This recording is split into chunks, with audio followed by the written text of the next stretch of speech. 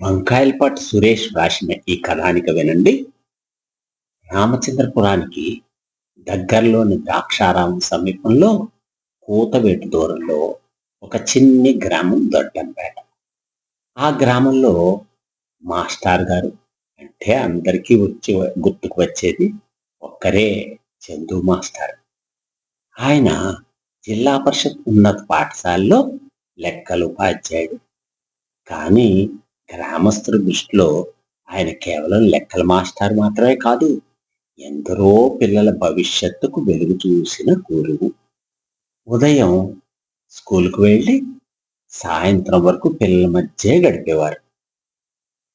పాఠాలు చెప్పడం మాత్రమే కాదు, పిల్లలకు పాఠాలు నేర్పడంలో, ఆటలు ఆడిపించడంలో, వారి కష్ట సుఖాలు తెలుసుకోవడంలో ఇలా ఇలా ప్రతి విద్యార్థిని తన పిల్లలుగా చూసుకునేవారు. లెక్కలు కష్టంగా అనిపించే పిల్లలు కూడా ఆయన బోధనలో సరదాగా నేర్చుకునేవారు. చదువు అంటే పరీక్షల కోసమే మాత్రమే కాదు, మన జీవితాన్ని నిలబెట్టే బలం అని ఎప్పుడూ చందు మాస్టర్ చెప్తూ ఉండేవారు.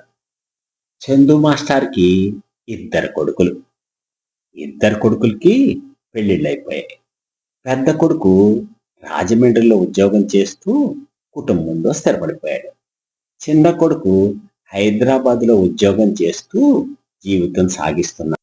చందు మాస్టర్ మాత్రం తన కట్టుకున్న డాబా ఇంట్లో భార్యతో సత్యవతితో కలిసి దొడ్డపేట గ్రామంలోనే ఉండేవారు. సత్యవతి గారు కూడా ఎంఎస్సి వరకు చదివారు. ఉద్యోగం చేయకపోయినా ఖాళీగా ఉండేది కాదు. ప్రతి సాయంత్రం ఇంటికి వచ్చే పిల్లలకు పాఠాలు చెప్పేది. ఆర్థికంగా లోటు లేకపోవడంతో ₹1 ఫీజు కూడా తీసుకునేవారు కాదు. పిల్లలు ఆవిడను ప్రేమగా సత్యమ్మ టీచరు అని పిలిచేవారు. ఇలా వారి జీవితం ప్రశాంతంగా సాగిపోతోంది. ఒకరోజు స్కూల్ ముగిసిన తర్వాత చందు మాస్టారు తరగతి గదికి తాళం వేసి బయటకు వస్తున్నారు. అప్పుడు స్కూల్ ప్రాంగణంలో ఒక చెట్టు కింద చిన్న బాలుడు కూర్చుని మౌనంగా ఏడుస్తున్నాడు. మాస్టారు దగ్గరకు వెళ్ళి ప్రేమగా అడిగారు, ఏ నాన్న, ఎందుకు ఏడుస్తున్నావు? బాలుడు కళ్ళను తుడుచుకుంటూ నెమ్మదిగా ఇలా చెప్పాడు, మాస్టర్ గారు, రేపటి నుంచి కొత్త పాఠాలు మొదలవుతాయి. అందరూ కొత్త పుస్తకాలు కొనుక్కున్నారు. మా నాన్న కూలీకి వెళ్తారు. ఈ సంవత్సరం నాకు పుస్తకాలు కొనలేకపోయారు. అందుకే చదువు మానేయాలనుకుంటున్నాను అని ఆ పిల్లవాడు చెప్పాడు. అప్పుడు చందు మాస్టర్కి గుండె కదిలిపోయింది. ఆయన భుజం మీద చెయ్యి వేసి ఆ బాలుడితోటి ఇలా అన్నారు, నాన్న, చదువు మానేయాలని ఎప్పుడూ అనుకోకు నాన్న, నీకు పుస్తకాలు నేను తెప్పిస్తాను నాన్న, నువ్వు బాగా చదివి పెద్దవాడి అవ్వాలి. మరుసటి రోజే ఆ బాలుడికి పుస్తకాలు కొనిపెట్టారు చందు మాస్టర్. ఆ సంఘటన తర్వాత ఆయన మనసులో పెద్ద ఆలోచన మిగిలింది. ఒక బాలుడికి పుస్తకాలు కొనిపెట్టడం సరిపోదు, ఇలాంటి పిల్లలు ఇంకా ఎంతమంది ఉన్నారో అని ఆలోచించసాగి ఒక ఆదివారం ఉదయం చందు మాస్టరు పడక కుర్చీలో కూర్చుని లోతైన ఆలోచనలో మునిగిపోయారు. ఇప్పుడే వంటగదిలోంచి సత్యవతి బయటకు వచ్చి, ఏమైంది మాస్టారు, ఇంత దీర్ఘంగా ఆలోచిస్తున్నారు అని అడిగింది. సత్య, ఇంతవరకు మనం మన కోసం, మన పిల్లల కోసం బ్రతికాం. ఇంక నుంచి కొంత సమయం సమాజం కోసం కూడా కేటాయించాలని అనిపిస్తోంది అని మాస్టర్ మెల్లిగా సత్యవతి చిరునవ్వు నవ్వి, మాస్టర్ గారు, ఇదే ఆలోచన నాకు కూడా చాలా రోజుల నుంచి ఉంది అని చెప్పింది. సాయంత్రం చందు మాస్టారు తన తోటి ఉపాధ్యాయులతో కూడా ఈ విషయం గురించి చర్చించారు. మన దగ్గర ఉన్న జ్ఞానం ఈ పిల్లలకు ఉపయోగపడాలి. సాయంత్ర సమయాల్లో వీరికి ఉచితంగా కోచింగ్ ఇస్తే ఎలా ఉంటుంది అని అడిగారు.